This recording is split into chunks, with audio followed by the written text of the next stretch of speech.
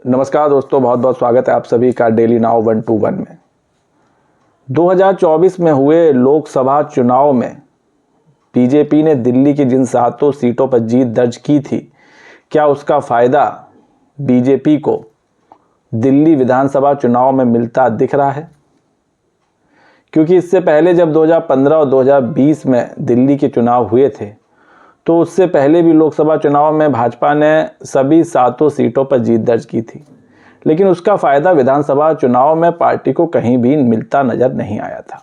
लेकिन इस बार के जो चुनाव हुए थे 2024 में, इसमें 54 विधानसभा क्षेत्रों में जो 7 सीटें हैं उसमें विधानसभा के क्षेत्र आते हैं, तो उसमें 54 विधानसभा क्षेत्रों में भाजपा का जो वोट शेयर था वो 2020 की तुलना में 10% बढ़ा है। 10% का उसमें राइज हुआ है। और जो जीत का अंतर था, भाजपा ने 2015 से 2020 तक 42 सीटों पर गिरावट दर्ज की है। वहाँ वोट शेयर में भी आम आदमी पार्टी के वोट शेयर में भी कमी आई है और जो जीत का अंतर था वो भी घटा है। तो अब जो अंतर है वो करीब करीब जो 28,000 के करीब हुआ करता था, वो अंतर 22,000 वोटों तक पहुंच गया है। तो करीब करीब हर सीट पर 6 से 7 हज़ार वोटों का नुकसान हुआ है। और इस बार ऐसा लग रहा है कि दिल्ली में बीजेपी बड़ा उलटफेर करने जा रही है। इसीलिए मैं कह रहा हूं कि जो लोकसभा चुनाव की 7 सीटों पर बीजेपी ने जीत दर्ज की और जो वोट शेयर 10% बढ़ा, क्या उसका फ़ायदा इस बार बीजेपी को मिलने वाला है? ये बड़ा सवाल है। अगर ऐसा होता है तो बीजेपी की जो सीटें हैं जो 2020 में 8 थीं, वो बढ़कर 30 से पार जा सकती हैं और हो सकता है सरकार बनाने के करीब भी आ सकती हैं। अगर बीजेपी 30 से ऊपर गई तो फिर आम आदमी पार्टी के लिए भी सरकार बनाना मुश्किल हो जाएगा।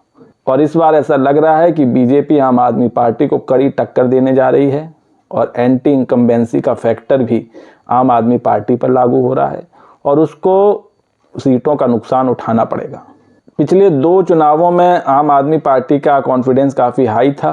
खुद केजरीवाल 70 की 70 सीटें जीतने का दावा करते थे, लेकिन इस बार तो खुद केजरीवाल ने भी ये मान लिया है कि 50 से 55 सीटें पार्टी को मिलने जा रही हैं। ये उनका दावा है। अब ये दावा कहाँ तक जाएगा ये भी देखने वाली बात होगी।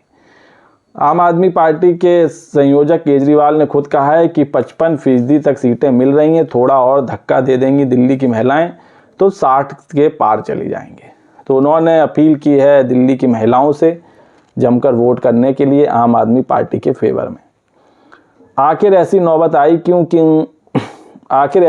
आई क्यों कि केजरीवाल को खुद कहना पड़ रहा है कि 55 तक तो हम पहुंच रहे हैं, लेकिन उसके आगे पहुंचाने के लिए महिलाओं को धक्का लगाना पड़ेगा। ये नौबत क्यों आई? तो इसकी वजह भी आपको मैं कई वीडियो में बता चुका हूं, जो पिछले दिल्ली चुनाव से रिलेटेड वीडियो बनाए। सबसे बड़ा जो एक इम्पैक्ट पड़ा इस चुनाव में, वो पड़ा आम आदमी पार्टी की टॉप लीडरशिप का शराब नीति घोटाले में जेल जाना। फिर चाहे वो अरविंद केजरीवाल हों, डिप्टी सीएम रहे मनीष सिसोदिया हों, राज्यसभा सांसद संजय सिंह हों, इसके अलावा भी और पुराने नेता भी जेल की हवा काट चुके हैं। तो इसने एक गलत मैसेज दिया दिल्ली की जनता में, जिसकी छाप अभी तक सबके दिलो दिमाग पर है। इसके अलावा जो कई वादे थे जो अधूरे रह गए, उनको भी बीजेपी ने मुद्दा बनाया। और यमुना, जिसकी चर्चा बीते कुछ दिनों में खूब हुई और अब चुनाव प्रचार थम गया है तो चर्चा भी थम जाएगी। इसके अलावा फ्री की योजनाएं, फ्री के वादे जो कुछ अधूरे रह गए। हालांकि इस चुनाव में हर पार्टी ने अब वही लाइन लेंथ पकड़ी है और फ्री की योजनाओं के पिटारे सबने खोल दिए। खैर, ये तो रही बात योजनाओं की रणनीति की। सीटों की बात करें तो दिल्ली चुनाव में इस बार बीजेपी का जो मीटर है वो 30 से ऊपर जाता दिख रहा है। अब ये 30 से 31 जाता है कि 32 जाता है, ये देखने वाली बात होगी। वहीं आम आदमी पार्टी भी अगर इसी पोजीशन में रहती है तो फिर निर्णायक भूमिका में कांग्रेस पार्टी आ सकती है। अगर कांग्रेस पार्टी के 4-5 विधायक भी जीते तो वो बड़ी भूमिका निभा सकते हैं। तब देखना होगा क्या फिर से कांग्रेस आम आदमी पार्टी के साथ चली जाएगी सरकार बनाने के लिए, या फिर उसका स्टैंड उस वक्त क्या होगा। क्योंकि चुनाव में ना कोई किसी का दोस्त होता है ना कोई किसी का दुश्मन, हालात दोस्त और दुश्मन निर्धारित करते हैं। और इसका सबसे अच्छा उदाहरण है बिहार। बिहार में तो सत्ता के लिए आपने देखा ही होगा बीजेपी की तरफ से क्या क्या बातें कही गई थी नीतीश कुमार के लिए, लेकिन फिर उन्हीं नीतीश कुमार के साथ बीजेपी मिलकर सरकार चला रही है। तो ये एक बड़ा फैक्टर इस बार होने वाला है। त्रिशंकु विधानसभा के हालात बनते दिख रहे हैं, लेकिन बीजेपी को बहुत बड़ी लीड मिलती दिख रही है। हालांकि 36 के पार जाती नहीं दिख रही है। जो बहुमत का आंकड़ा है दिल्ली में 36 सीटें, उसके पार जाती नहीं दिख रही। हालांकि जो बीजेपी के नेता हैं वो तो दावा 70 भी कर दे रहे हैं। वो कह रहे हैं कि 70 की 70, कोई 65 बता रहा है, और अपने दम पर सरकार बनाने की बातें भी हो रही हैं। लेकिन अब जो पार्टी नेता हैं तो वो तो यही बोलेंगे, लेकिन जो धरातल पर जो इनपुट मिले हैं, जो मीडिया रिपोर्ट्स हैं, जो अब तक की एनालिसिस की गई है, और जो माहौल है दिल्ली का, दिल्ली की जनता का जो मूड है, वो यही बता रहा है कि इस बार बीजेपी को इसमें कोई शक नहीं कि बहुत बड़ी बढ़त मिलती जा रही है। जो बीजेपी पिछले चुनाव में 8 पर थी, वो अब बढ़कर 30 के पार जाती दिख रही है। 25 सीटों का मुनाफा होता दिख रहा है, और वहीं आम आदमी पार्टी को इतनी ही सीटों का घाटा होता दिख रहा है। उसके बावजूद मामला फंसा हुआ है। अभी कोई नहीं जानता कि दिल्ली में अगली सरकार किसकी बनने जा रही है। क्या गठबंधन की सरकार आने वाली है या फिर अपने दम पर सरकार बनने वाली है। अब वो सरकार बीजेपी बनाती है, आम आदमी पार्टी बनाती है, या फिर जो कांग्रेस अब तक आम आदमी पार्टी को कोस रही है, गरिया रही है, वही चुनाव नतीजों के बाद आम आदमी पार्टी के साथ जा सकती है। क्योंकि ना आम आदमी पार्टी बीजेपी के साथ जाएगी और ना कांग्रेस जाएगी। तो जो एक बड़ा ऑप्शन दिखता है वो यही है कि यही दोनों मिलकर सरकार बना सकते हैं, अगर ऐसी स्थिति हुई और बहुमत की स्थिति में कोई नहीं दिखा तो। हालांकि बीएसपी भी चुनावी मैदान में है, लेकिन वो उतनी मजबूत नहीं है कि वो 1 या 2 सीट जीत सके।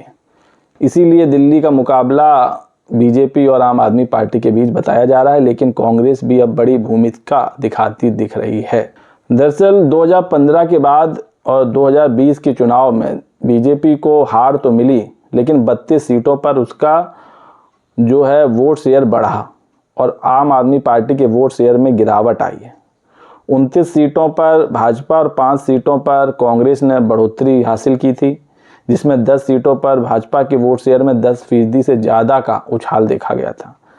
उत्तर पश्चिमी और दक्षिणी दिल्ली की 3-3 सीटें उसमें शामिल हैं। 23 सीटों पर 5% से ज़्यादा उछाल था वोट शेयर में, और उत्तर पश्चिमी दिल्ली की 8 सीटें उसमें शामिल हैं। भाजपा ने कटपड़गंज में 13% का उछाल पाया था।